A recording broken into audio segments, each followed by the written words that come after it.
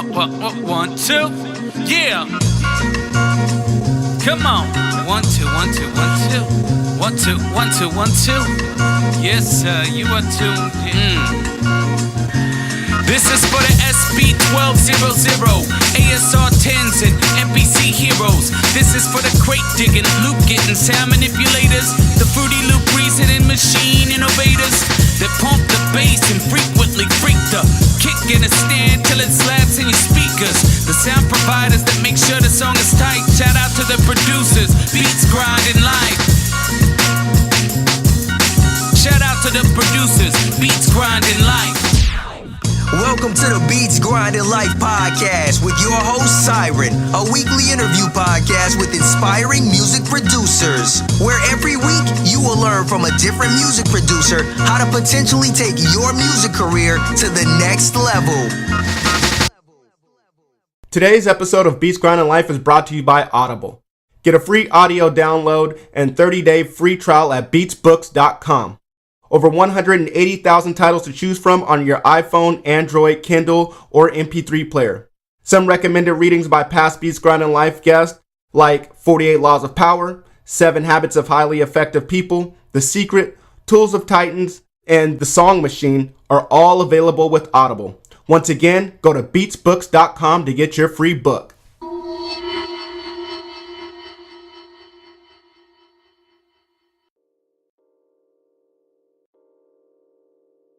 Yo, what's up? This is Siren Beats. I'm your host of this podcast, Beats Grinding Life, a podcast dedicated for producers. Each week we have a different guest on here, but this week is a little different. This is volume 3, our 3rd episode of our best of. We've had 100 guests on here, and by celebrating, we're going to have a best of. So for 5 weeks, we're going to break it up into 20 episode increments. And this week we're doing 41 through 60. We got some great producers on here. This week we got Analogic, we got legendary Decap, legendary Darrell Digga Branch, the Ratchet Gods, Bomb Squad, Trizza, Tarika Z's, Umami, the list goes on. I hate that I left some producers out. I'm not slighting anyone. I hope no one takes it that way.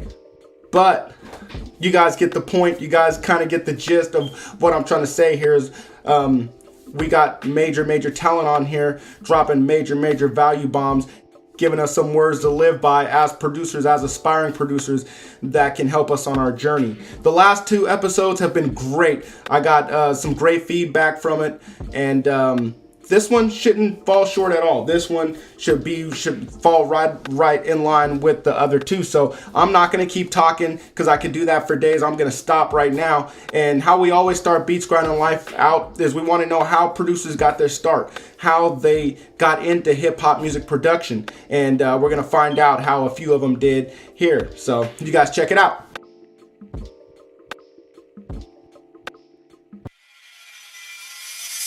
Of course. So, I lost my dad back in 2013. And, obviously, the obvious things are, it's devastating. It was a devastating loss. And, you go through different grieving stages. You're mad, you're angry, and you cry. And I kind of went through all the stages that you go through, and that's normal. Right. Some days are harder than others. And then I kind of ran out of tears, and I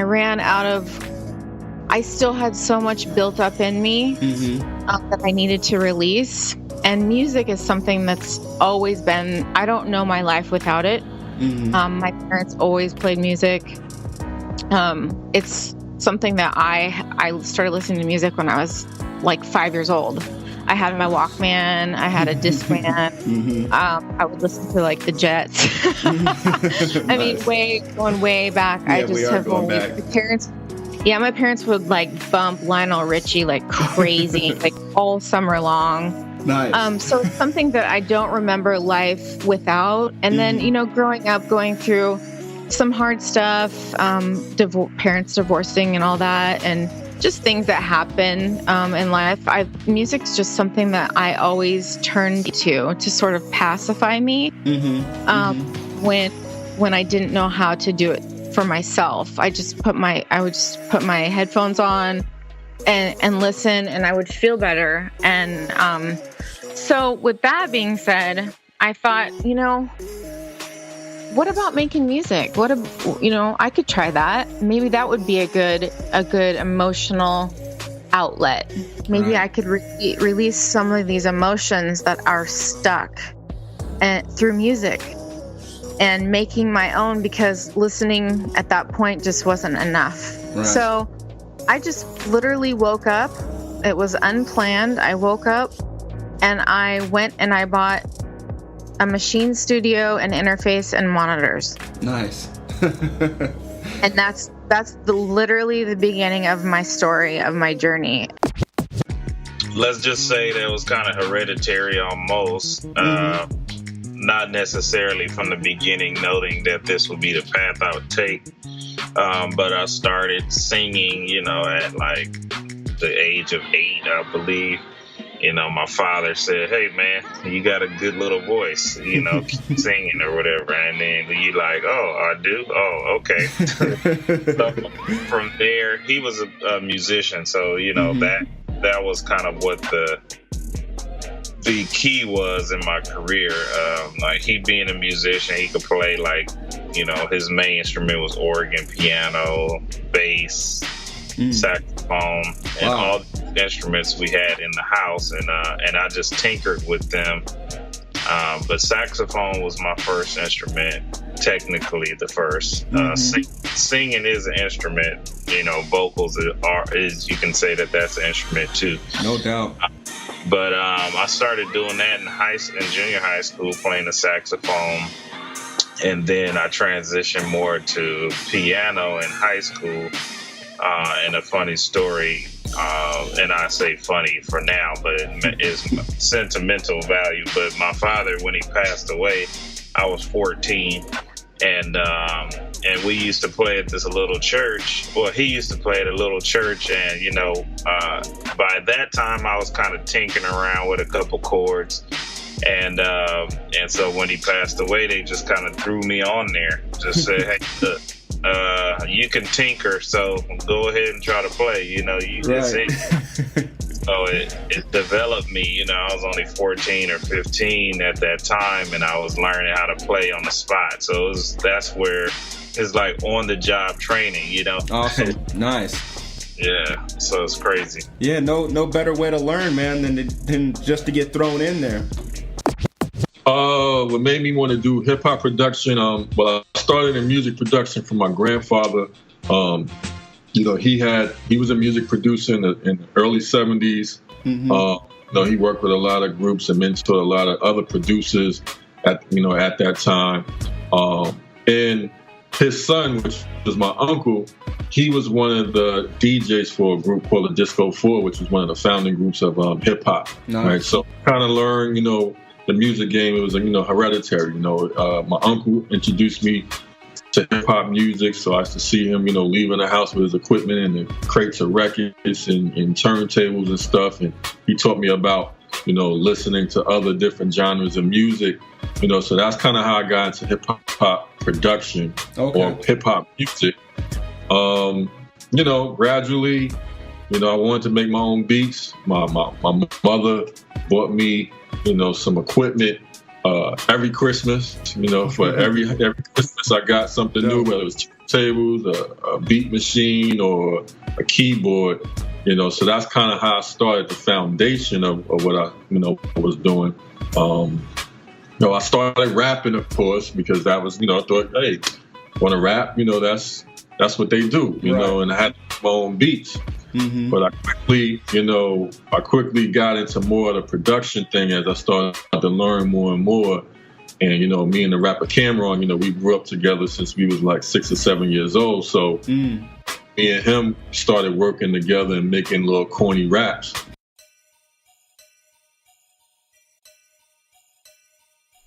All right. Those were origin stories, how producers got started in the game. And we heard from first Umami, then Cornelio Austin, and then Digga. What I liked about all of those stories, the common thread with them were family members propelled them into music.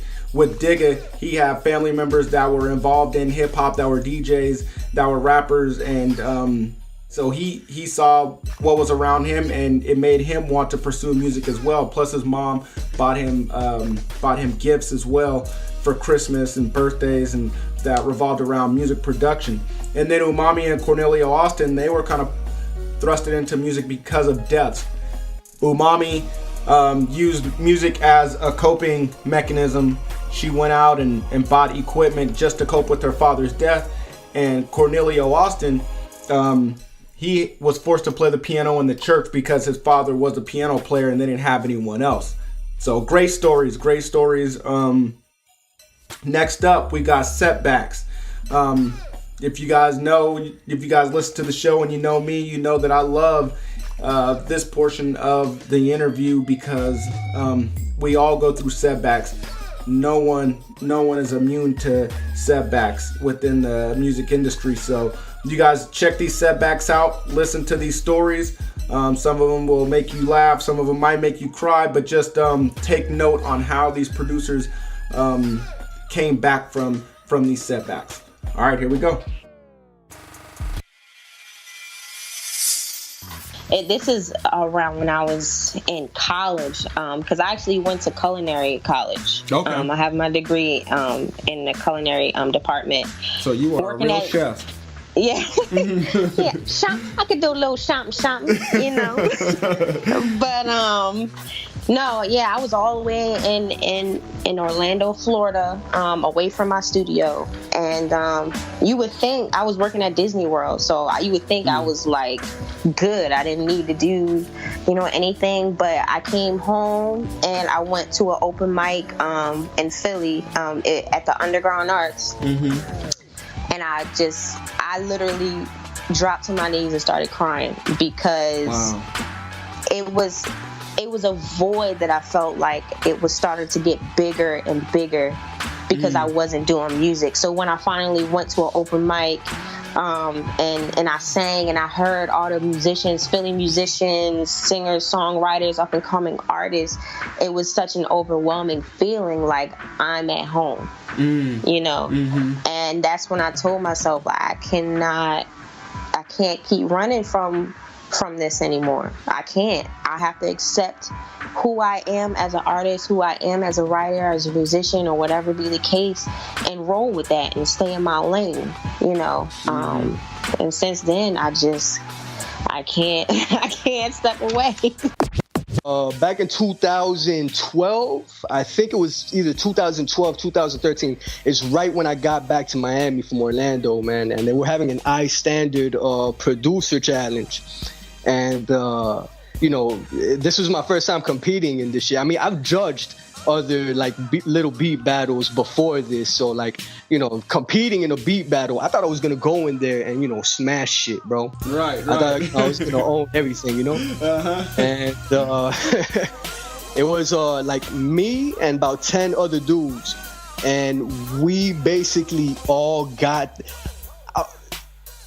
I picked the wrong tracks for the fucking for the because it said producer showcase. So I went and I picked the wrong. Although the dude that I'm about to talk about right now still had that work to give us. But going back from that, I didn't treat it like a beat battle. Right. It was essentially a beat battle. I didn't go in there with beat battling beats. I thought it was I took the words producer showcase literally. So back to the point.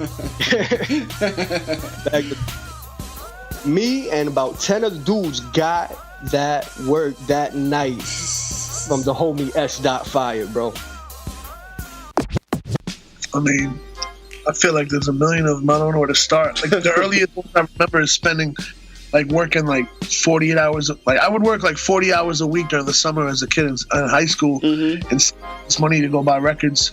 And then my landlord wouldn't take care of the basement, and then flood, and all the records would get destroyed. That happened a lot as a kid, and that's very aggravating. But I know that happened to that's happened to everybody from the RZA to Q-Tip. Yep. It's just part of the story of having records. But that was one of the early disappointing ones. Or saving up for a sampler and going to Daddy Junkie Music and buying a used sampler and you get home and like the samples play out of pitch and shit. Like it's really aggravating, especially at a young age. But I guess that was good because I learned the frustration early. So when it happened later, it was like, man, I can't remember like I've taken so many L's, but I've also, you know, got so many wins. So it's like anyone that thinks you're not going to take L's or quits. I know a lot of dudes that on their third time trying to be producers or rappers or DJs that gave up a couple times because they couldn't take it. It's like, it's you know, it's a lot of consistency, man. You got to learn to take L's with the ups with the downs. One that stands out the most like a sore thumb, man. It's just, it gets me every time I think about it. I'm over it now, but it actually helped me grow so much, man, because I lost the most money I've ever lost, and you know, since I've been in this game. But it was a situation with a guy. We were both, you know, growing together and working together and trying to help take each other to the next level. He had some connections and I had a few connections. It just supposedly his connection was, you know, I never say his name like that, but his connection was with, you know, a pretty big name, Jamie Foxx. And, you know, he called me out of the blue one day, you know, after us building for about a year or two, called me out of the blues, told me that he had a track, one of the tracks I sent him, he had a girl that really loves it and he's about to make some moves with it, but he needed me to send him the files. Okay. You know, I was already a little nervous, like, man, I'm not gonna send this dude my files, man. I know I rock with you, but man, I don't know, man. You gotta send me a little something to let me know that we're good. And he was like, man, what if I just send you a couple hundred right now, so you know in good faith that I'm about to close this deal. Well, you know, long story short, I sent the tracks, man, because I didn't want to miss any opportunities. I'm young in the game still. I'm, you know, in my early 20s. Right. And I didn't want to miss any opportunities. And I knew he was well connected with Jamie Foxx and a lot of other people in California. But he ended up selling the beat to the girl for over 20-something grand. What? And, and never giving me any publishing. He took credit for the whole instrumental. He copyrighted the material, you know, so that he could show ownership of the actual song. You know, when I tried to reach out to my lawyer and we tried to fight it, we actually got a hold to the daughter's dad, which was a huge celebrity at the time. You know, he's a huge basketball player. And we still got a hold to him. And he told us flat out, man, we don't know who Curtis is.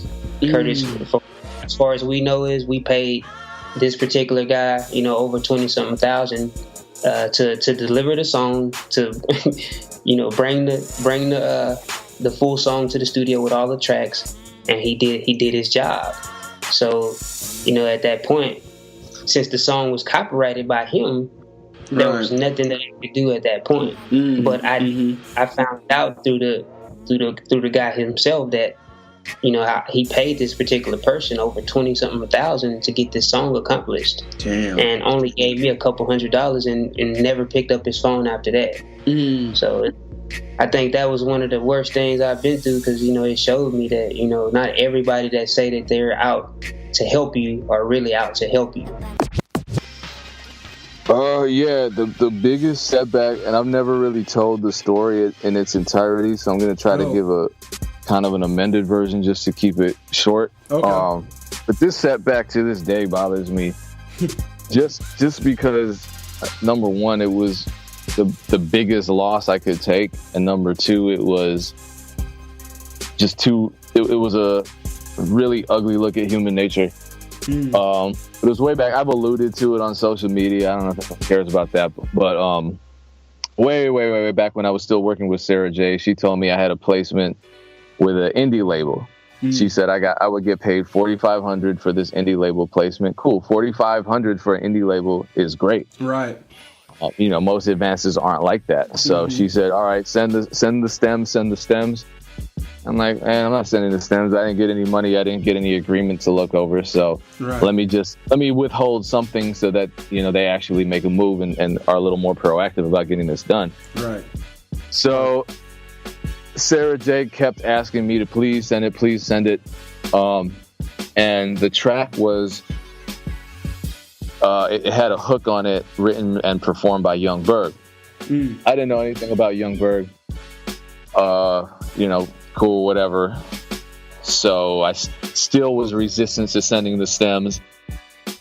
Finally, Sarah J, after saying, please trust me, please just do this one thing. And I was just kind of saying no, and finally out of nowhere I get a check for $4,500 from some weird company that I've never heard of. Okay. I assumed it was the company that was either representing the independent label, right? Yeah, or representing the artist, whoever was investing in the project. Mm-hmm. So cool, I got $4,500. There was no contract, so legally I still own the record. So if I don't have to deal with that loss, and I get the money, it shows me that they're serious, and I'm not too worried about it.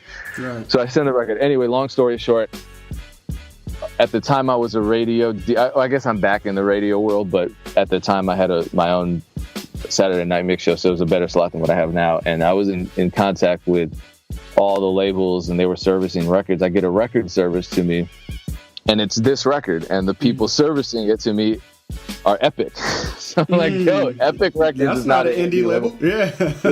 So I'm like, well, what's going on? Because I never got contacted by Epic. What's happening? So I'm asking Sarah, and she goes, oh, you got to deal with this yourself. I'm like, bro, you're a producer manager. What are you talking about? I got to deal with this myself. Right. That's not what a manager does. You know what I mean? The manager is the person that makes sure this kind of confusion doesn't happen, because you make sure all the I's are dotted and the T's are crossed. So I'm checking online, and all the websites and blogs are posting the credits as Young Berg, produced by Young Berg. I'm like, Young Berg doesn't make goddamn beats. So I'm texting him, and he's like, man, no, don't worry, I got you. It's all good. We're good. Yeah, but what does that mean? So anyway, long story short, what had happened, and my manager at the time, my actual manager, not Sarah J, had a good relationship with Epic. Ivan Rivera, shout out to him. He does not business anymore. But he found out that what happened was the third party that sent me the check was a furnishing company created by Young Berg, because the actual advance was $10,000. Young Berg took $6,500 of that. He also, on the producer declaration, listed himself as the sole producer, and on top of it, negotiated away a share of my publishing to King L's, which, I could have negotiated myself, because I know King L's manager did a lot of, he put a lot into the project. So it's just whack, because that could have been a huge record for King L, and it could have changed my life too. But when we took it Epic, I don't know if that's why the record just never took off, because of all the stuff that Young Berg did. But regardless, it was just it was a loss. And you think, damn, why would anybody want to do that to me? Like, I've never done anything that bad to anybody. I've never taken $6,500 out of anybody's pocket. I've never robbed somebody of an opportunity.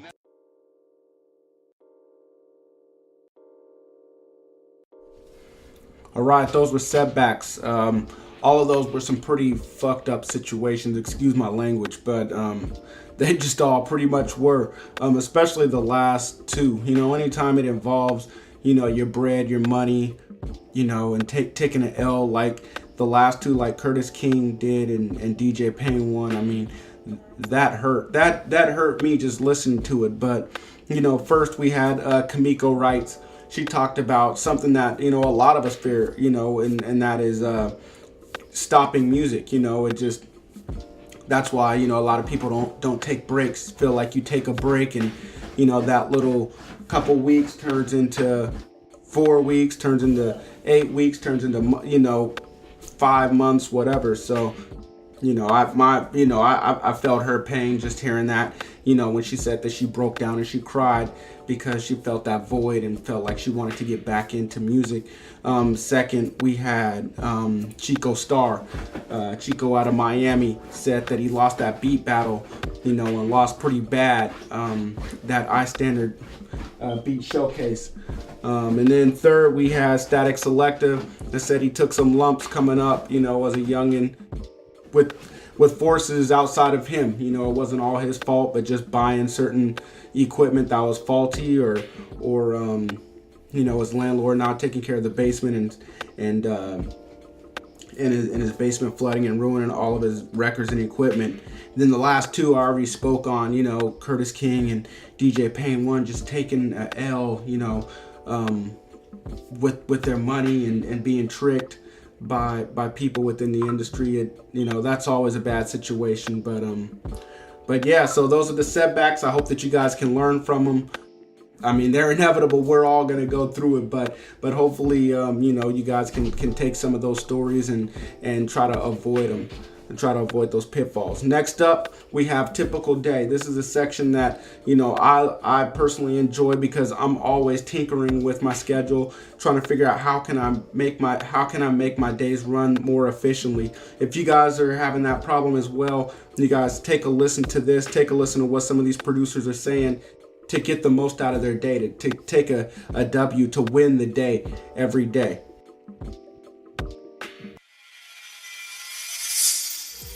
I treat this like a job, so, you know, I'll wake up like everyone around 8, 9 o'clock and get right to it. So from 9, I treat it like a 9 to 5. From 9 to 5, I don't do nothing but music. All I'm doing is creating. I'll take a couple hours after that. By like 9:30, 10 o'clock, I'm right back to the studio. That's all I do day in, day out. Nice. Okay. So you said from 9 in the morning to 5 in the evening. Yeah, I treat it like a job. So I would work from 9 to 5. I would take probably 2 breaks, 15-minute breaks or 20-minute breaks.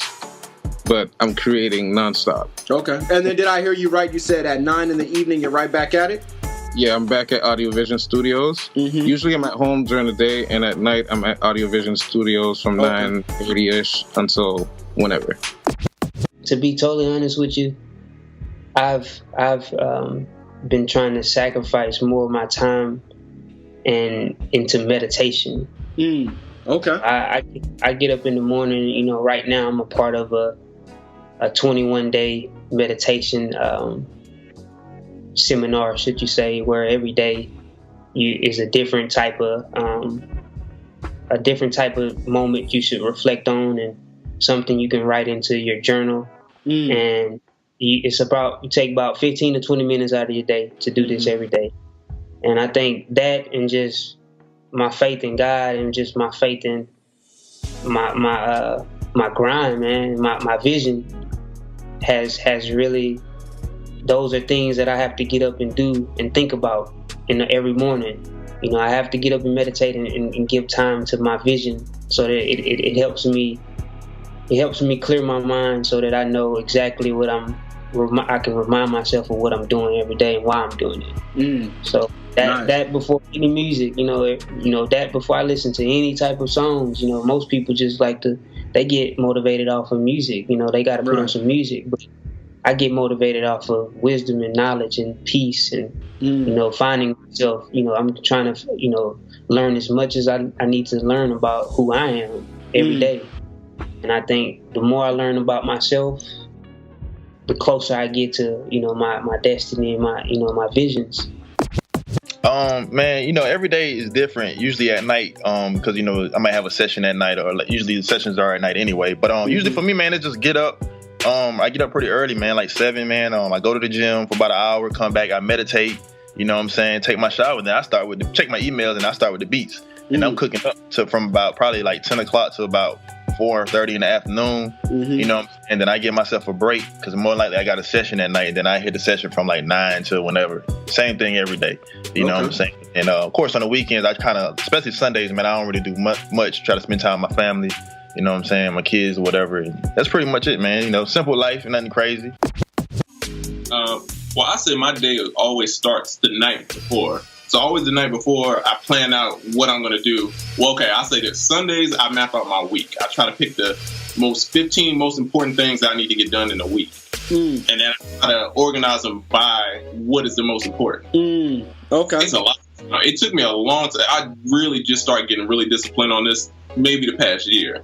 But it helped me tremendously because now I I know exactly. I don't have a manager. I don't have a boss. So everything's dependent on me. It's really, if you get it done, you get it done. If you don't, it doesn't get done. Right. So I have to be very organized, very strategic. So that I map out what's the most important, and I try to knock out the super hard, important stuff out the way. And then by the end of the week, I'm down to the easy stuff, and I can go to the club and drink Jameson and turn up. That's what's up. Okay. I map out. I try to write down what I'm doing, what I want at, and what I failed at every day. So that way you kind of build up a catalog. You kind of know, like, oh, this messed up before. Right. All right, let me like this. Let me avoid this. So yeah, that's every day. Dope. I make beats first thing in the morning. I practice DJing for about an hour every day. And then after that, it depends. I run another business, so I'm in there in meetings, on the phone with Oracle, talking business plans, and making sounds. Man, I don't do nothing special, man. I don't have like a special formula in the kitchen that I was, a secret lair in my basement, and I make this like green potion and I drink it every day, man. That's what I was thinking. Damn. I ain't get struck by lightning while I was jogging one day, and I woke up with amazing, powers. I just work. I work. I come home. I work some more with music. I take some personal time to myself. I eat, more music, go to sleep, wake up, do it again, man. I mean, the main thing about what you do with your day is you make sure that you don't leave anything left undone. Like time is precious. Not to sound real cliche, I just remember I had a job that I hated, right? But I needed money in order to travel as a producer to network. So it was a catch too. In order to go to these events, I needed to have free time. Right. But in order to have the necessary money to go to those about it. Yep. You know what I'm saying? So at the time, I wanted a better job just so I would have a better schedule. You know what I'm saying? So I was working 15 hours a day because I had my full-time job, I had a part-time job, and then I had to come home, and then I would do music. Damn. And then I would sleep. And then I would wake up. I would do it again. And I did that for a year and a half. Damn, man. Wow. No excuses. No excuses. A lot of people will say, you got to quit your day job and just go at it hard body. Right. But that's not realistic. That's not conducive to everybody's life. Not everybody's life is built that way. Right. If you're young, you can do anything young. Right. Oh man. Lately, I just joined the gym for the first time ever. Nice. So shout out to Carbon World Health and Fitness here in Madison, Wisconsin. But it's important, man. Important to take care of your body. Well, yeah, especially. I mean, I'm at the age where now I'm seeing peers and people that, I looked at as friends and mentors and icons just drop dead. Right. And it's not, people aren't getting hit by cars. You know what I mean? It's health. So, and I never want to put myself in that position, and I know that I'm not immortal. So, given all this sitting and the traveling and the late nights, we just have to not end up in an early grave because of doing what we love, so there's a way to balance it out. So I gym normally I'm going there with my man Shah, who's my booking manager, and we work out. I come home, I eat a whole bunch because I'm hungry. Usually I just get right to work. Usually in the morning I check my emails, mad emails in there, so I try to handle all the logistical stuff while I still have some energy for that. And once I handle that, I try to schedule out my social media, and then hopefully if there's nothing else going on, I start making beats. But usually something comes up. I'll have to do a coast to coast live showcase, or I have a meeting or something. No. But if it were up to me, I would be making music all day. Right.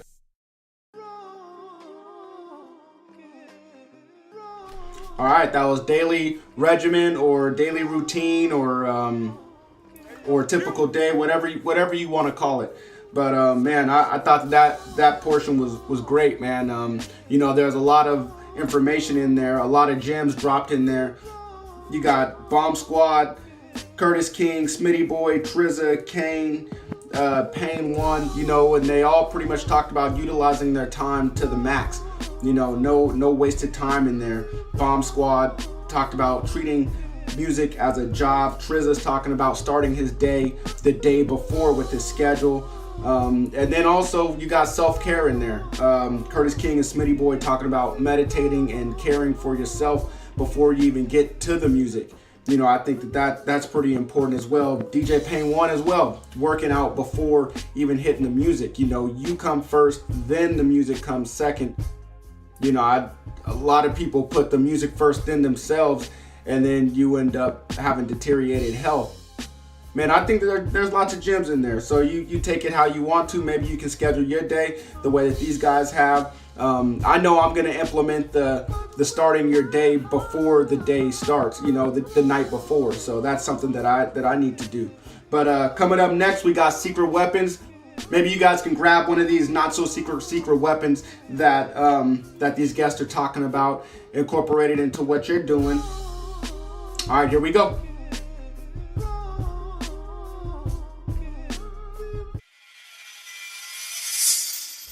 Well, I'd have to say my ears.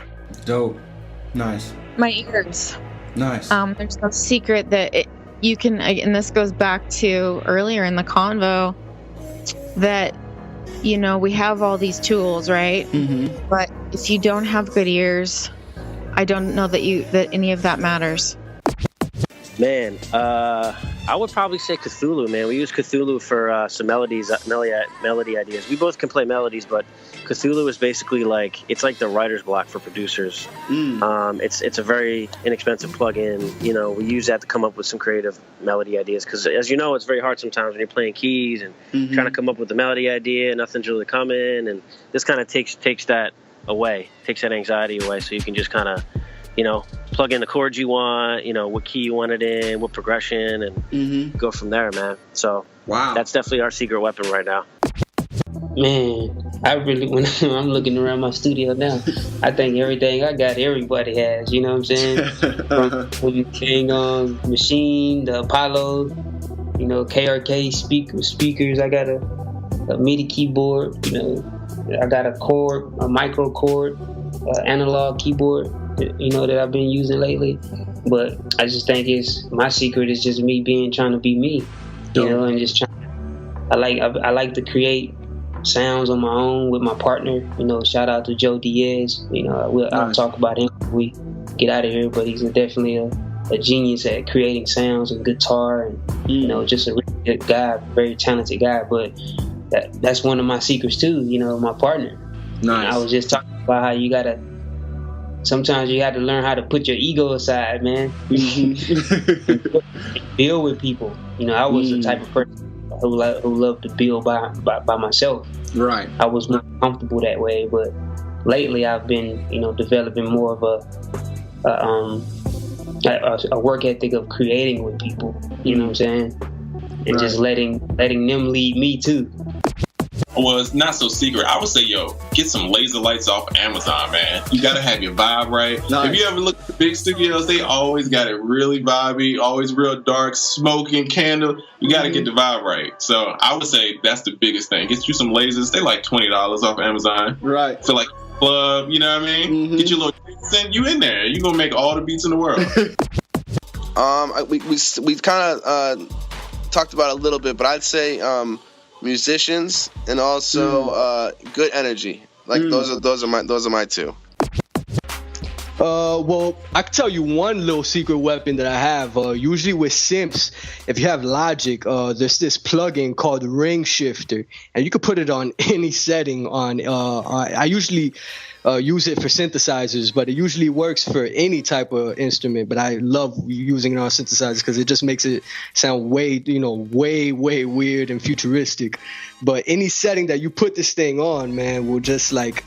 It makes crazy sounds, definitely different sounds, man. I've definitely made some crowd pleasers with that little ring shifter. So yeah, it's a dope little plugin. So I guess you could call that a little secret weapon in my arsenal. A not so secret weapon is Electra X. What's that? Electra X is it's a 3 oscillator synthesizer. It's been it's one of the famous ones now. A lot of trap producers are using it. Okay. I think Metro Boomin is using it. Basically, the whole 808 Mafia is using it. Okay. And they have a lot of great expansion packs that are cheap. You can buy expansion packs with 40, or at least 40 sounds or 2 gigs worth of sounds for like $15. Wow, that is pretty cheap. Not so secret weapon. Some that you can share, but everybody may not know that it's up in there that you use it. Okay. Gotta be careful how I answer this one. I don't want to give out too much. Right. But I would say my secret weapon is I have a Tascam recorder. Okay. And that really gives me most of my sound because it's a pocket recorder that records, outside sounds and everything like that. Let's say I might be walking and I might hear a certain sound that I want to hear. All I gotta do is take out the little Tascam recorder, record it, into the high quality wave, and I bring it back to the studio, and that's when I manipulate it.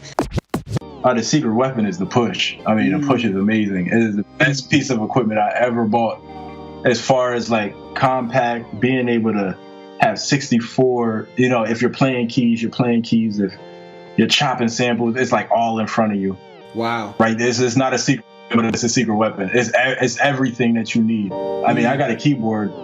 I started using it because I like making chords on there, but it's really just the push. I can do anything with the push in a laptop.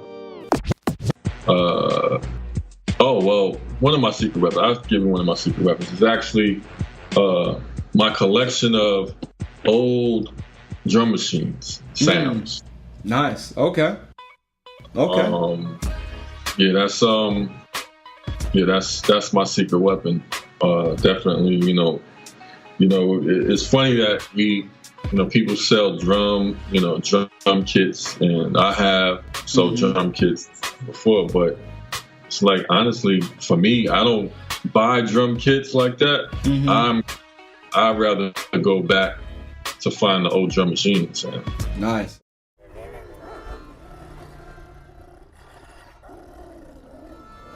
All right, that was not so secret weapons up in the studio. Man, we had so many different answers for that. Umami said that it was her ears. I think Curtis King said himself, but also collaborations. John Glass said collaborations as well with the good vibes. And then, you had Analogic that said, a plug-in along with Chico Star and BLK, the beat man. And Raw Noise said that it was the Ableton Push. Statik Selektah, even though we didn't get him on here, you guys should definitely go check out that episode. He said it was his machine gun, which I found pretty interesting. Young Tech said it was his field recorder. So, and Digga said old drum machine. So, it's a lot of different answers in there, and I think that you guys definitely take some of those answers and use what they recommended. But we're just gonna piggyback off of that, and a couple guests mention plugins, but now we're gonna listen to what are must-have plugins that you should have in your studio. So check it out.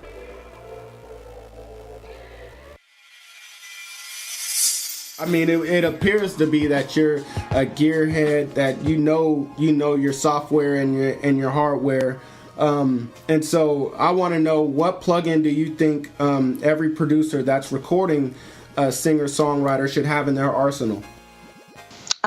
They should have the CLA compressor. Nice. Only because it makes things a lot easier for if you are recording the artist or singer-songwriter, and you want to send it off as stems to get mixed. A good compressor, good compression is all you really need. You don't need to add anything else. Even if you had like the auto-tune, most producers, most engineers have it. So that's why I say the compressor, because it's imperative. Okay. Exhale. Nice. It's a modern vocal engine made by Output. It's something I use on every single project. Waves. If you don't have waves, kill yourself. Real talk. If you don't have waves, kill yourself. For sure. You cannot produce or make good music without wave plugins. I'm sorry, but that's just my opinion. But that's what it is. That's why they sell so much. Right. I mean, for anything that you need mixing wise, Waves has it. So if you get that bundle, you're definitely set. Any one of their bundles. So, all right. Exactly. Beat grinders, go out and get Waves, because we don't need you to kill yourself. So, all right. Massive or Arturia. Dope. Okay. Waves L2. Yeah, I mean, honestly, I'll give you a couple of VSTs that everyone should have. Nexus, Omnisphere, Waves mandatory. You gotta have the Waves. plugins. Gotta have the Wave bundle. You can't use for mixing. You have to have Wave at least. Yeah. Yeah, definitely. What else? Contact for sure. With the patches and all that. You got anything else? Philharmonic. Yeah, that's a couple.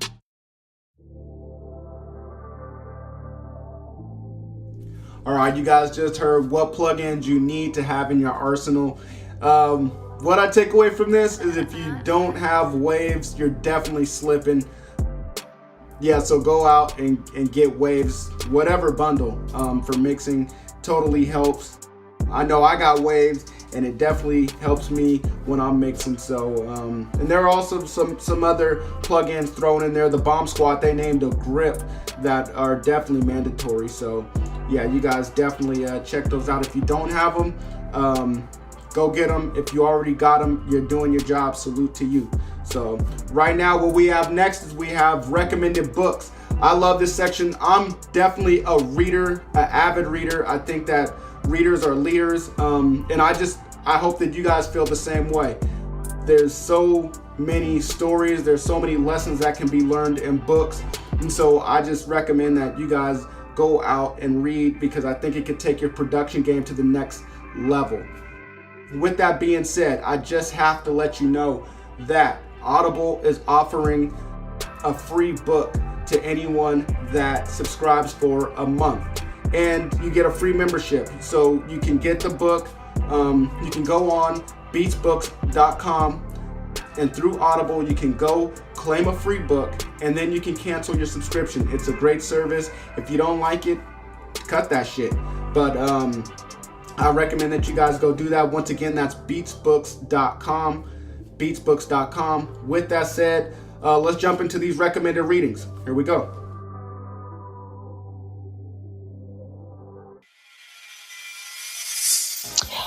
I have How I Left My Job by Jay Hatch. Nice. Definitely a good read. And it is another book. I cannot remember the author, but it's called The Power of the Subconscious Mind. And it initially tells you, or and enlightens you on how to speak your dreams into fruition, make positive things happen for you in it, because everything starts with your mindset. Right. So if you have the proper mindset, then you can do anything that you want to do.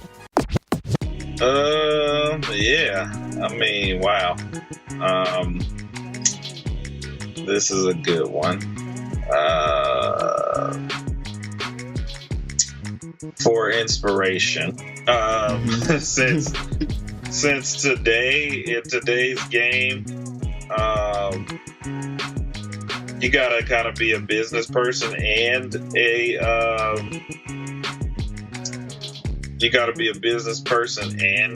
producer. I would read books, and I'm trying to go to my little book catalog right now in my Kindle app. Download the Kindle app, and if you don't have time to read, get the audio version. Nice. Which is audio. What is it? Audible. Yeah, Audible. Books. Yeah. I think they give away a free book too when you sign up. Yes. So let me see. Hold on. Okay. I like how you mentioned that though. I mean, because today's game of music production or being a musician, period, is you have to be an entrepreneur. I'm going to it right now. Okay. Let me see. Well, just to keep it short, I'm gonna throw this one. The Rich Dad Poor Dad book is good for us producers because it teaches us to have some money, to understand what to do with our money, like having a studio. And I have that one on the audiobook. And so having a studio is an asset, but understanding, like this is a business where you can make money now and not make money in, 2 years. So you got to be smart with your money. What's the name of this book? Ego's the Enemy. Me and my wife have been reading this book. Ego's the Enemy. By Ryan Holiday. Wow, nice. That's his newest book, right? Yeah. Nice.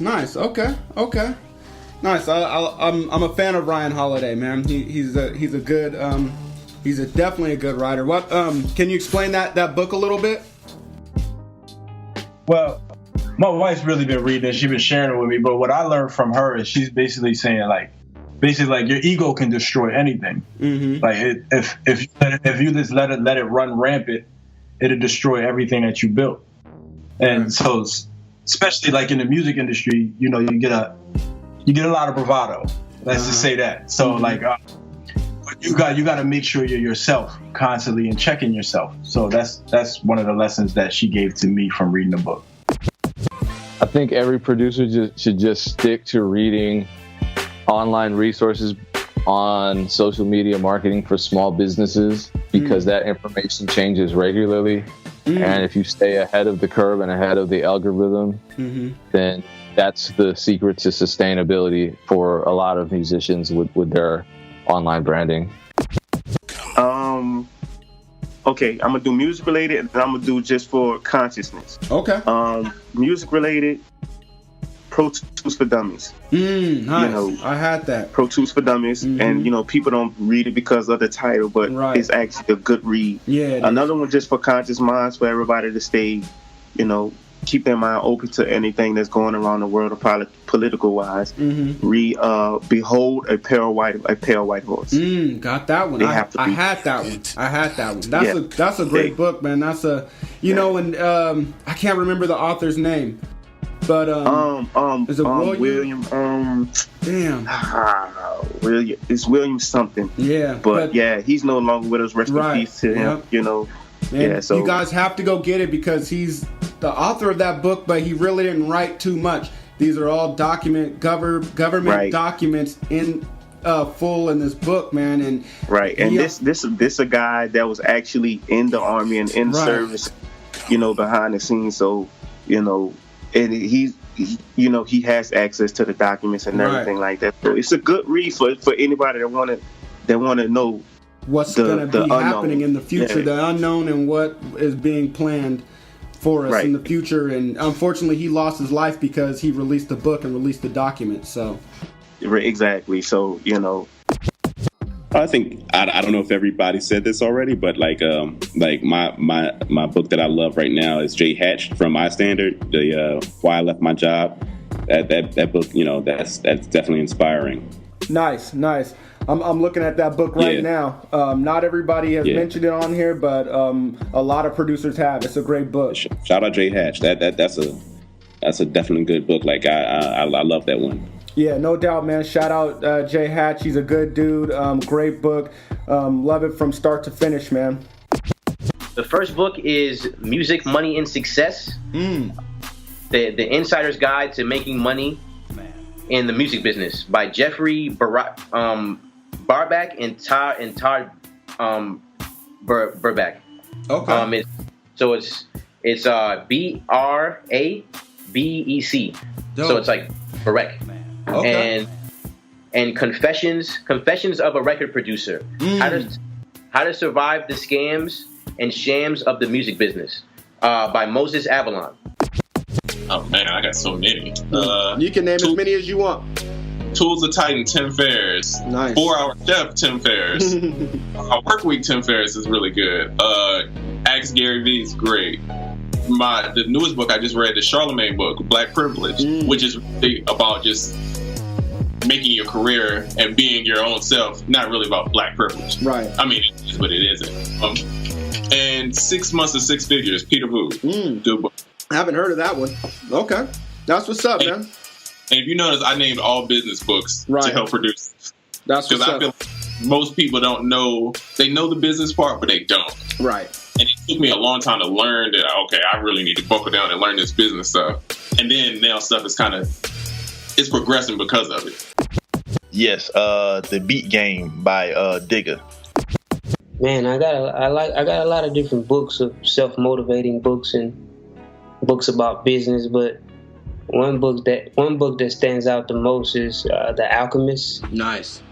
Yeah, and that book it does something for me because it's, like I said, it's, I'm into learning more about me and who I am and why I'm here. I'm into those type of things, and so I think The Alchemist kind of breaks that down in a way. We're all on the journey. Yep. And we're all trying to find some sort of treasure. And our treasure is kind of like our dream, where we see ourselves. So it's one of those type of books, man. So I definitely think people should read that because it's all about learning yourself, man, as you're grinding. So. Man, there's one book that I can't mention because it hasn't been released yet, but a friend of mine is an author, so I can't mention that one. Okay. When it comes out, I will. But another book, I wouldn't say is my favorite book, but it's a recent one that I read that I think is really powerful. Okay. It's by Robert Fritz, and the name of the book is Your Life as Art. Wow. Okay. Nice. It's a phenomenal book. The concepts in it talks about structural tension, which apply to making good music and living life. So it's kind of, I think producers will relate to it because it's about living a great life, but at the same time, I think making good music is synonymous with that. It kind of explains the similarities between creating music and creating life.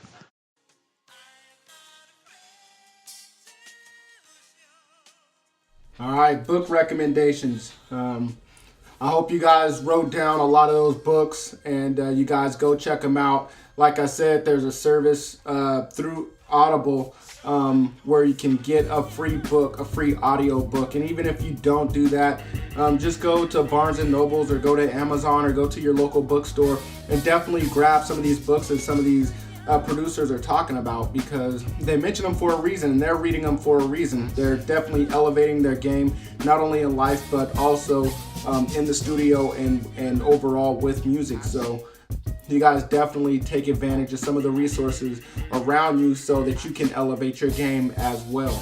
And if you notice, a lot of people are mentioned, if you guys listen to Beats Grinding Life on a regular, you guys notice some of these books have been mentioned numerous of times, like The Secret, like How I Left My Job, 4-Hour Work Week, Everything You Need to Know About the Music Business.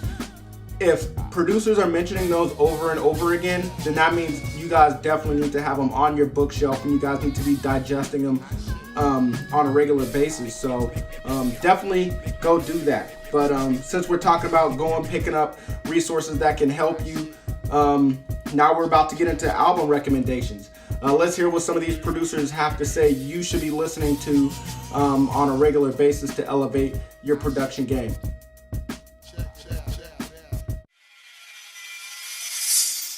I would say Slum Village Fantastic Volume 2, just because, you know, to me, Slum Village is one of the dopest groups out there. You know, you got Jay Dilla in there, you got T3, Fatim, and like at the time, it just gave me this feeling like it's very, very rare to hear a group do what they do. Nobody else has ever done it like they did. Obviously, you know, not only Jay Dilla, he was an amazing producer, but he also had some skills on the mic too. Oh, you know? Yeah. So I would definitely check that out, man. That's been one of my favorites. I feel like it's still ahead of its time, man, and it's like in my top 3 favorite albums ever. Honestly, man, I would say that Compton album, man, by Dre. That album to me, it showed not only musicianship.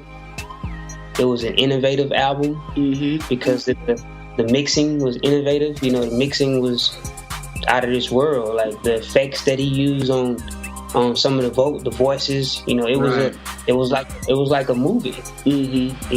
Like if you listen to the whole thing through, you never want to stop. You never want to press pause. You don't ever want to stop it, in my opinion, because it leaves you open to. It leaves you excited to hear what's next. Right. You know, with the way Dr. Dre composed that whole project, man. You know, and him and his team with Anderson .Paak, everybody that was a part of it. Yep. You know, I think producers should study that, man. You know, because he not one time did he use a lot of 808s and some of the same. Most of us get caught up in from time to time. You know, there's nothing wrong with it, but sometimes you got to break out of that, and I think Dr. Dre showed people why he's Dr. Dre. Now, people from Quantas Podcast, they know I will fight somebody over Justin Timberlake Justified. I feel like that is the most perfect album, almost. There's one song I don't really like on there. Outside of that, it's great. Okay. And I feel like it's R&B, it's pop, it's got rap on it. Right. You can't, you know, to me, if you're a producer, you need to hear those kind of things. Right. Nice. Expand your palette, because I don't want to be a trap producer, just a trap producer or R&B producer. I want to do pop. I want to do dance hall. So stuff like that is like, wow. That was the first time I was like, okay, you really can do whatever. You know, Pharrell's out here doing pop and all this stuff from the hood. So yeah, please go check out Justified. Thriller. What is it? Thriller. Oh, Thriller. Dope. Okay. Nice. One of the greatest albums of all time. It is. And I mean, it gives you all the hallmarks of what a top-notch producer is, one, supposed to do, and what he's looking for and how he builds an artist, you know? So he took all the strengths that Michael had, and then he not only enhanced them, but he also took Mike's weakness and enhanced that as well. You know, he wasn't afraid to get other people in on the project. A lot of producers, no, I can't say that. I won't put that on anybody. I'll say that some people that I've come across, when they're working on a project, they want to hoard all the work to themselves. Right. They don't want to delegate. Right. They don't want to pass work off to other people because, you know, ego or, you know, for me, it's being a perfectionist. And, you know, it's one of them things like, if I do it myself, I know it'll get done. Right. But you gotta be able to, you know, network with and work with people that you know are just as serious as you. Right. So delegated work to other songwriters, other musicians, you know, other producers. You know, they had roundtable discussions on what songs they were going to pick and what order they were going to put them in. You know, all of that stuff. You know, it's the culmination of actually being a producer. Probably 36 Chambers, just because, or any early Gangstar, or any Gangstar period. Nice. Just because a lot of people don't necessarily know where the current, because I feel like the current sound of hip hop is heavily influenced by that era.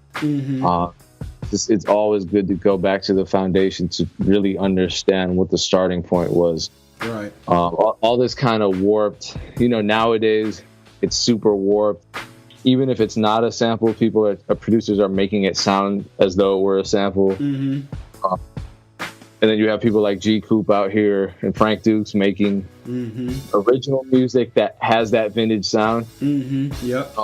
So that's a really that era I think would be relevant to a producer today. But someone coming up age 15, 16, they don't really understand where it came from and what that process was compared to how it is now is a lot more difficult. So how can you really, it's good to respect the predecessors and, hopefully take what you can gain from their catalog and apply it to what you're doing, not necessarily in a direct sort of musical way, but just in terms of, their spirit and their energy. Shoot. Man, it's too many. Like, man, you gotta have a very diverse. You gotta have a very, very diverse approach to this stuff. So I would tell everybody, you gotta start from Quincy Jones. You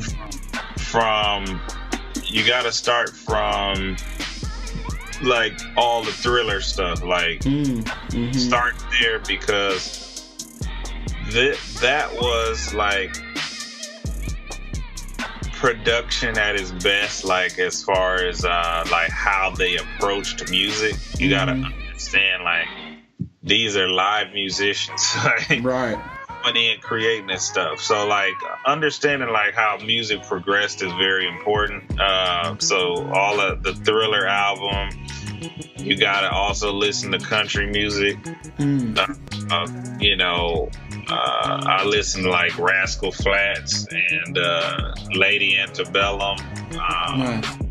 You gotta understand it, like understand genre so that like you don't be boxed out of any type of opportunity. That's the first thing. Twisted Dark Fantasy was crazy. Like, I would just tell people to watch that 32 minutes of music because it's like he giving you the project, but then he giving you like what he saw in his mind. And that's as a producer, I see that exactly. Like, if I'm creating music, I actually see the visual in my head while it's happening. It's crazy, but I don't have like 4 million to do the project. Right. What I see. That's powerful. Yeah, no, you gotta do that. You gotta nowadays just get on Spotify and dig through. Like most of the things I would suggest is like really the older albums to kind of like hone in on what skill level that you can really reach and like really perfected beats and stuff like that. So really dive into the Stevie stuff. Like, that stuff is crazy music. And then it's about like pop music is cool. Like, if people are trying to go in that lane, go in there and study Dr. Luke. You would study who's like the largest one of the largest pop producers is Max Martin. Go study these guys because it's like they're never not working. Nice. But they're gonna get a call, like, when you say, oh, producer's not making a lot of money, but like those guys they're making millions. Like, right. What do you need to do? Like, study up, and listen to not just what you're into. Like, when we talk about beats and stuff, it's really just kind of like hip hop and stuff. But right. Like, how can you get to a certain level? Like, Yo, those were some great recommendations right there from Analogic, Curtis King, Trizza, Kane, DJ Payne 1, and Cornelia Austin. I really appreciated Cornelio Austin's answer. I mean, I appreciated everyone's, but Cornelio Austin, I mean, that was a fully loaded answer right there. He gave you he told you about, studying genres. Go listen to Thriller, just like Kane mentioned.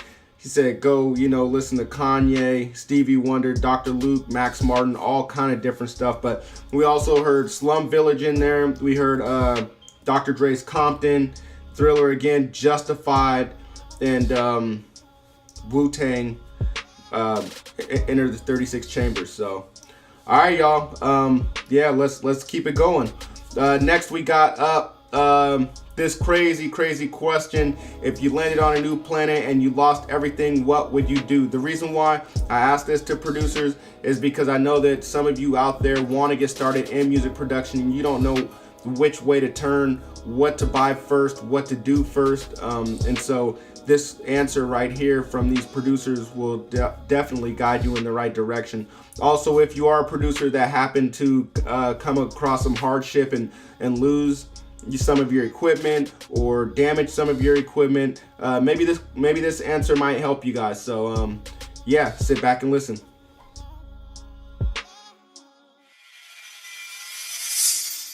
I would get a phone. Mm-hmm. Honestly, like I would get an iPhone and like a mic attachment so I could record, because with a phone you could damn near do anything. Right. And as a songwriter you could get GarageBand. People can still send you tracks, put the track on GarageBand and record your demo. Boom, mm-hmm. You have a placement. So I literally all I need is my phone and a mic, and that's it. I'll work from there. Wow, I didn't know it was that easy. That's pretty dope. Damn. Okay. I guess I could have connected the pieces like GarageBand on your phone. I mean, I just never did. That's what's up. Okay. Yeah. I'm blown away. As a songwriter, it's just easier for people who are can't easily go to a studio. Mm-hmm. So they can just put down their ideas, and as long as they have the idea and they have the knowledge and they know the people, then trust and believe shit will get done. You just mm-hmm. have to continue to have that drive. That actually might happen tonight. I hope not, man. We're looking forward to these albums dropping, man. So, if I woke up with $1,000, I don't know, man. I wasn't used to having $1,000 my whole life until shit got popping. $1,000 used to be a lot of money. Yep. And I was like, whatever. But back in the day, man, I don't know. I can't even answer that because I never started with $1,000. I started with, eating dollar burgers from McDonald's. Damn. I mean, if you got $1,000 to invest, if I had to start over, right? I'd put I'd book a studio session, get a good MC to get in there with me. Mm-hmm.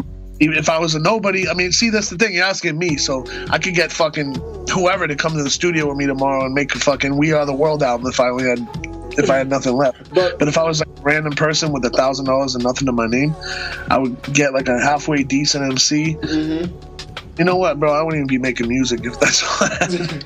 Really? Nah, no. I'm trying to like the proper way. Like I would spend the money on something like get in a studio and get a rapper to get on your beat and get heard instead of just keeping a lot of producers like act like there's somebody before they are and don't get their beats out there because they want money and all this shit. It's like a lot of dudes, man.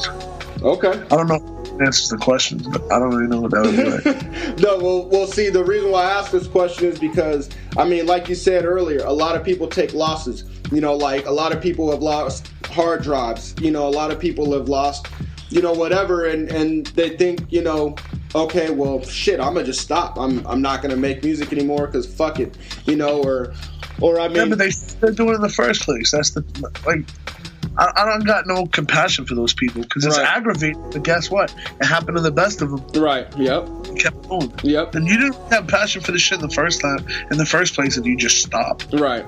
No, that's true. That's so true. And also, I asked this question to let people know that want to make music, that don't have much money, to let them know, hey, it is possible to start doing this with little to no money, even though, $1,000 is, you can get up and running with $1,000. So. nobody ever like gave me a handout. Like I worked at McDonald's, I fucking worked at a bike store, I moved wood. Like I literally moved logs on the back of a fucking 4-wheeler for like a month to buy my first turntables at the age of 13. Like, that's you gotta do like that. So when I meet a 35-year-old dude that wants to buy a free beat, I'm like, dude, not only did you you missed your wave, but on top of that, you sound like a homeless person. Man, I would keep doing what I'm doing, man. I'd be networking, man. I'd be out here getting all these shows and you know what you call it, where the artists perform these what you call it, the not beat battles, but beat, man, all of that, man. Beat battles, you know what I'm saying, and just trying to network, man, because you know your network make your net worth, right? You know, and so that's what I would do and continue doing. You know what I'm saying? If I lost everything tomorrow. Damn. Because it ain't nothing like relationships. You know what I'm saying? Relationships can put money in your pocket. That's good advice right there, man. Because, I mean, most of the people, when they answer this question, the first thing that they say is what they're going to buy. And you went to, networking with people. Like you said, your network is your net worth, So that's what's up. I hit them showcases, man. Try to sell beats to artists and, you know what I'm saying? And get the money back and build the relationships, and then I can go buy the equipment and everything, you know what I'm saying? So, or they might got some equipment for you, they'll let you borrow, you know what I'm saying? So that's why the relationship is important. Invest. That's probably the smartest thing you can do at that point. What'd you say? Invest. Oh, okay. You take that 1,000 and just invest it. Just invest it and flip it. Nice. Because you lost everything, right? Mm-hmm. So now you got to start over. If you're smart enough, you would take that and you would invest in it. So I'm not saying you can. It's when I say investment, I mean investment as in a whole, not just put your money in here and wait years for it to see it flip. Mm-hmm. You can invest in something. You can invest in if you're doing music, invest in a sponsor. You can invest in a feature. Invest in something that's going to last in the long term. Don't just take it and be like, okay, this is my last $1,000. I don't have enough. I'm depressed. Let me go below this. Because I've seen people do that. Yeah. I've seen people take $10,000 and it'll be gone in like a couple weeks because they wasted it on dumb stuff.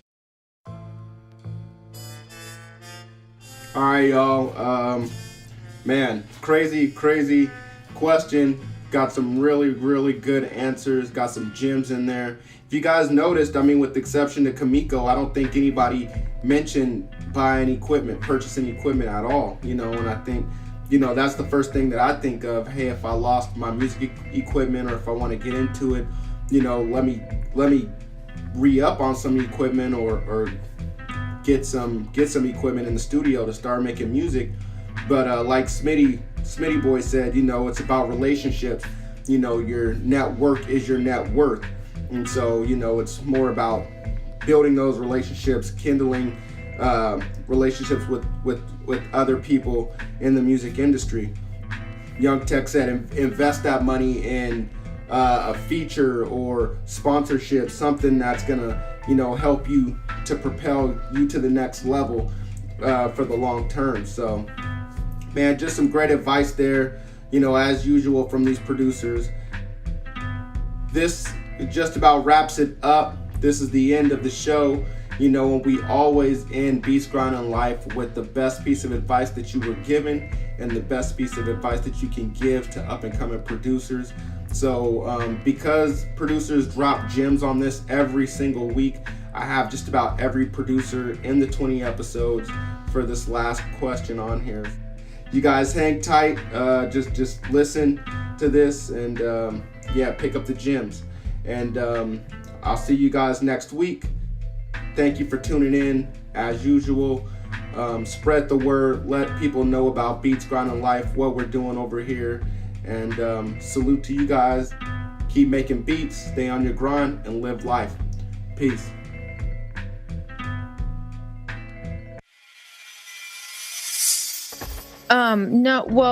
The best advice that I've gotten is from Sound Oracle.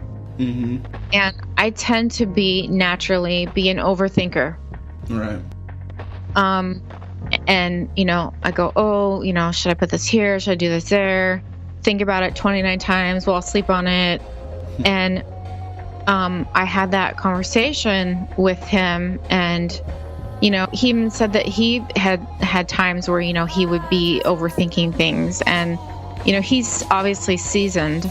Right. And, you know, I'm kind of new. And he told me verbatim,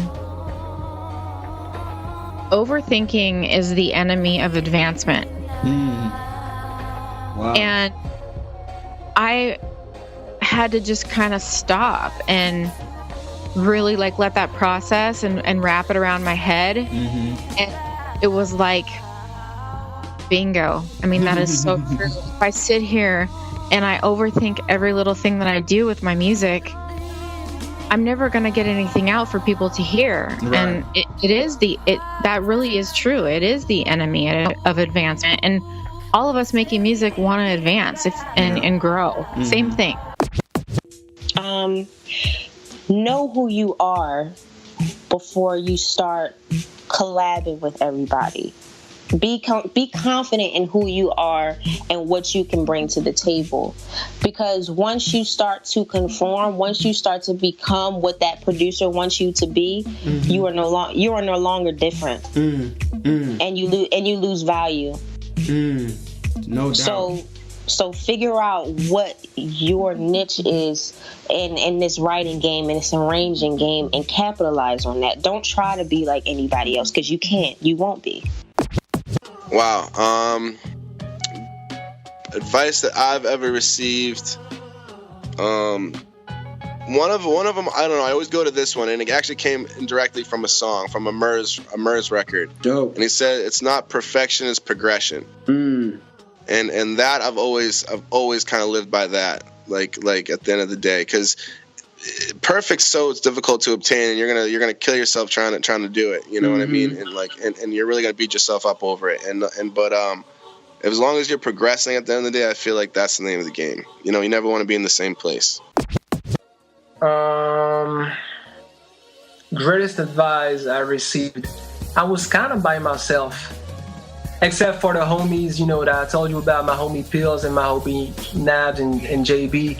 But those guys were, you know, kind of like my age, so they didn't really have the wisdom to give me advices. So I'm going to go with the Joker in The Dark Knight. You know, when he said, if you're good at something, never do it for free. Nice. I'll go with this, which obviously the Joker was not talking to me, but, you know, it kind of resonated for me. Right. And the good advice that I will give to producers listening is always stay in working mode. Always. Like, if you want to make it, you cannot be lazy, of course you're gonna have times where you're like, God damn, like, I'm gonna stop that shit, and, you know, I'm spending too much time and I don't have results. But stay in working mode. Even before I made it, I mean, like, I don't know if I can say I made it. You know, I'm in the game, but I'm not. You know, I'm not where I want to be. You know, but let's say before I made it in the game, I was like, yo, if I'm dope, I'm gonna make it. That's for sure. Like, and I had a feeling I was going to make it. Like, I was like, at some point I was like, yo, it's impossible. It's impossible that I don't make it. But also I was thinking that way because I was putting so much work, you know, in. So that's why it gave me that confidence. So work, always work. I instantly try to start with working with people that I feel that will be able to get my music out there. Dope. You know, that's kind of the thing. It's like, you know, that's what I tell, you know, aspiring artists and producers as well. It's like, you do have to be selective with who you work with, because you need to work with people that you believe in, or in people that's going to really push your music out there. Nice. Not just do the whole saturation thing where you're trying to just get beats out there everybody and just brush your fingers. Right. That's not work. I would say, so I would probably say the both. You know, like I received advice from my mentor, Flem. You know, he just told me, like, keep going, like don't, like, whatever your you know, like your hang up is, or your you know, if you're feeling, you know, down, like, you got to be able to, like, you know, work, like, you know, just like and get, you know, get past it. Like, there's going to be some things that get in your way and you can't stop that. I get that, but don't fall so far back that, like, you can't get out that hole, like that sunken place, you know. The same thing I'm going to say, like, I've been saying this for years, like, do not become stagnant, you know, do not let you know, people around you tell you that you cannot do it. You know, if they do tell you, you know, and you feel like they're wrong, they probably are, and you just need to surround yourself with better people, like, not better people, but people who have, you know, a different outlook, who can give you a second opinion. You know, like, I never like to see people give up on their dreams. I won't tell people that they should stop doing something if it's positive for their life, you know. Like, I can't do that, like, because that's what I'm doing. What I look like is telling you that you can't achieve your dreams if I'm trying to do it, you know. Like, if it's positive and it's what you love to do. So I would never tell anybody to stop. I mean, to stop what they're doing if they love it. Like, keep going. Like, please just keep going. I think the number one thing we were told is just never stop. You just have to keep going. No matter how hard it gets, keep going. Not everybody has a gift. Like, if you're actually good at this, it's going to be hard and it's going to take some time, but dreams are worth it. Well, let me add something right there. So, you know, and it's been kind of recent that I've been, you know, looking at the bigger picture. But if you look at it this way, I've learned a lot about finance and how money works and how money grows. And in the average music career, I mean, sometimes I won't say it's an average career, but sometimes music careers are a lot shorter than other careers, right? For producers, it's a little different, but for artists, for example, it might only be 10 years. So how do you take those 10 years and build wealth for a lifetime?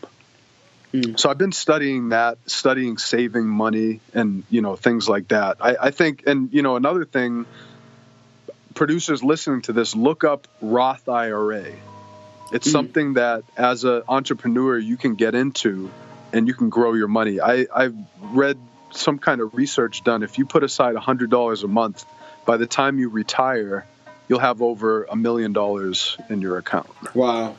So these are all things that when I say 30-year plan, these are the things I'm looking at. Like, when I get a check today, what can I do with that? Whether the check is $1, $1,000, or $10,000 or $100,000, what can I do with that money to make it grow? So these are things that I recommend any producers listening really, you know, dig into that. I've started digging into it, and on YouTube there's a lot of good resources. The greatest piece of advice that I've ever received in this game is it's never too late to be yourself. When you come into the music industry, there's going to be a lot of red tape and a lot of resistance, especially if you're new. So I found myself trying to fit in or be a certain way or make a certain type of sound to get people to like me. What I noticed is I stopped doing that and just started just doing what I love and just really being me and showing my true colors. I got more engagement that way. So I really believe that authenticity is key. So it's never too late to be yourself. If you feel like you're just getting into the producer game to make money, or you're trying to be famous, you won't make it. You have to be real with yourself and really want to do this. You have to love it. So if you're just trying to make money, you're gonna fake. So don't fake. Just be yourself. Man, the greatest advice I ever received was from my grandpa, man. He said a fish wouldn't get caught if he kept his mouth shut. Dope. I haven't heard that one, but man, that's great advice. Oh man. Yeah, man. You know, just listen to understand instead of responding. You know, that's important, especially with music, because the music industry is more relationship heavy than it is, you know, talent, right? Technical wise, you know. So, in order to even empathize or, you know, be on the same wavelength as other people, you gotta listen. That means not opening your mouth. You know, and saying the wrong thing and offending somebody and ended up, you know, low key blackballed. Man, I think the advice, you know, the one that rings in my head, I don't know if it's the best one, but a friend told me, you stay in the house, you don't eat. That was very simple and to the point. Yes, it is. that always, I think that one thing really kind of fuels me to get up and go and try to make something happen. You know, that's cool, but like, I think my greatest advice I would give most anybody, you know, my aspiring artists and producers, is go to school. Get your education, learn how to play instrument for real, you know, like add value to yourself to where you can't be devalued by somebody else, you know, because, you know, you're educated, you don't look at your talent as the only thing you have. You look at being talented as an advantage, but you're educated, so you know how to make moves too. So we get out here and really kind of like, you know, step up our worth, you know, just like somebody who has an MBA versus an AA. You know, look at the music business as not just I need to be more talented, I need to have more music. Nah, get the education, because you could be the next executive taking over at Def Jam or Capitol too. Nice. After you have your reign as a producer. Dope. So get that education. Well, I have to say, I actually read this question, and it goes back. I was talking to Siege Monstrosity. Nice. He gave me really good advice, talking about how basically don't get caught up in how, because he was like, basically we don't have any formula to what works and what doesn't work.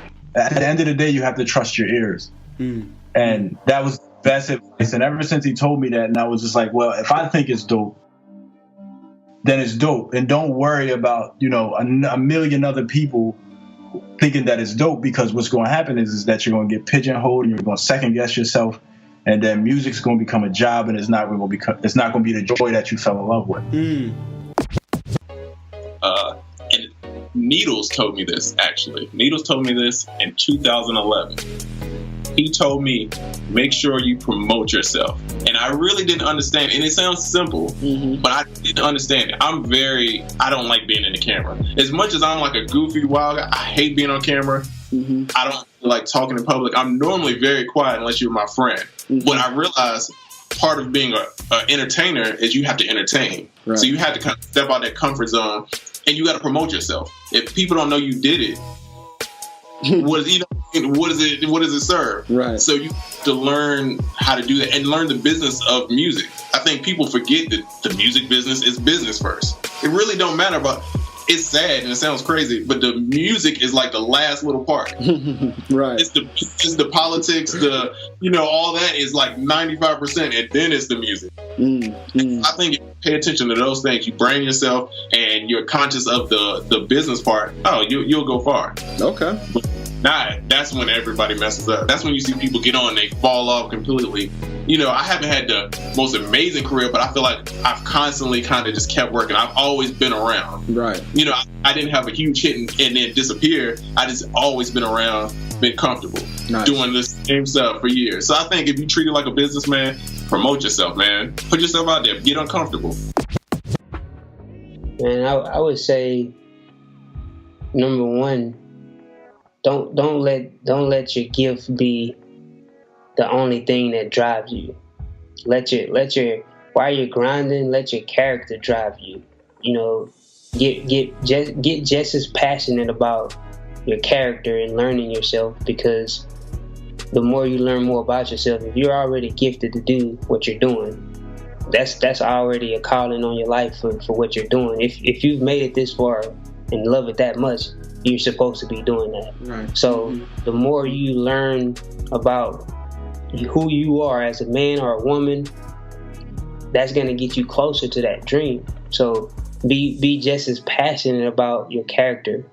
And, you know, and a big thing is while you're grinding and learning yourself and trying to grow within this industry, know your business. You know, stop, you know, just doing things so fast without understanding where you can go, you know. And I feel like if you don't know the business, you don't really know how far you can go and where you can go and things you can do.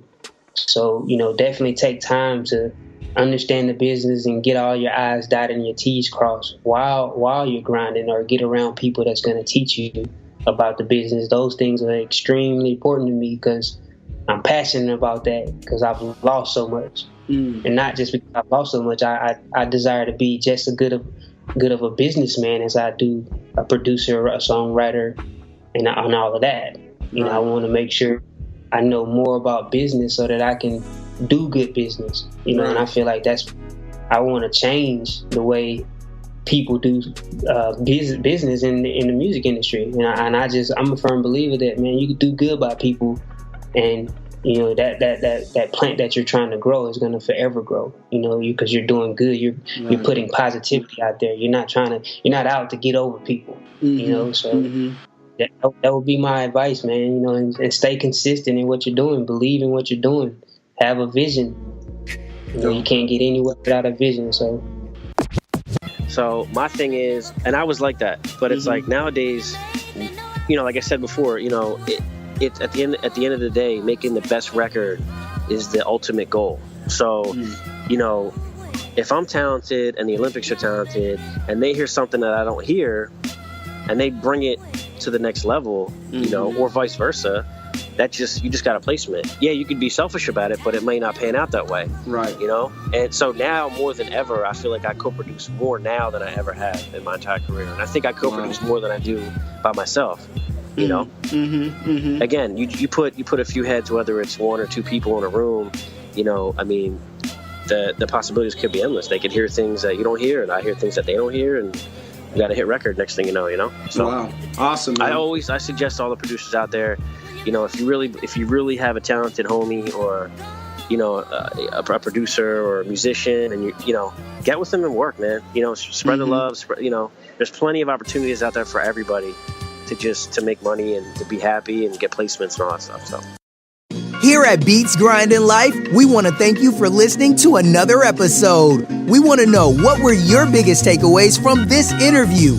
Just go to beatsgrindandlife.com and leave a comment on this episode's show notes page. Also, while you are there, go subscribe to the podcast on iTunes. Just click the little button that says subscribe. If you could, please leave a rating and review. Rating and reviews are the best way to show your appreciation because it helps more people find out about the podcast. So until next week's episode, keep grinding.